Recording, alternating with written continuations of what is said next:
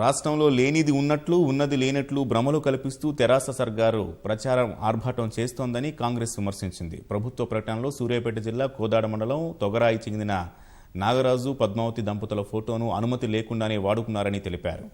కంటి వెలుగు ప్రకటనలోనైతే ఏకంగా పద్మావతి పక్కన వేరే వ్యక్తిని భర్తగా చూపించడం దారుణమని గాంధీభవన్లో బాధితులతో కలిసి ఏర్పాటు చేసిన సమావేశంలో కాంగ్రెస్ నేతలు ఆవేదనను వ్యక్తం చేశారు.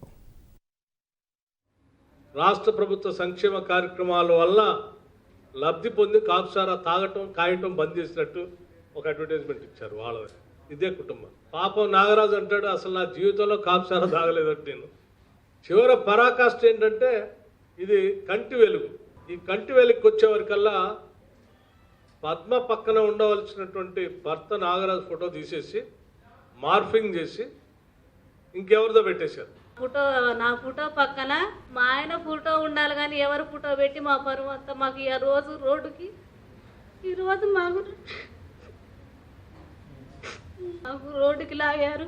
కంటి వెలుగు అని చెప్పి మా భార్యకి ఆపరేషన్ చేయించిన అని చెప్పి కంటి వెలుగులో ఎవరో ఒక అతను బొమ్మ పెట్టి మా పరువు అంతా తీశాడు. పదకు కూడా నన్ను అనుమానిస్తారు, నీ భార్య పక్కన ఎవరో ఫోటో ఉంది ఎవరు అని అడుగుతుంటే నాకు తెలియదు, దీని గురించి నేను అడుగుతానని చెప్పి ఒక ఖమ్మం వచ్చానండి. 10 రోజులు సార్ మా ఇల్లు వదిలిపెట్టుకొని పిల్లలు తీసుకుని వచ్చిన సార్ అంటే నేను చేస్తలే అమ్మ నాయ అని చెప్పి సార్ కాడికి వచ్చాం.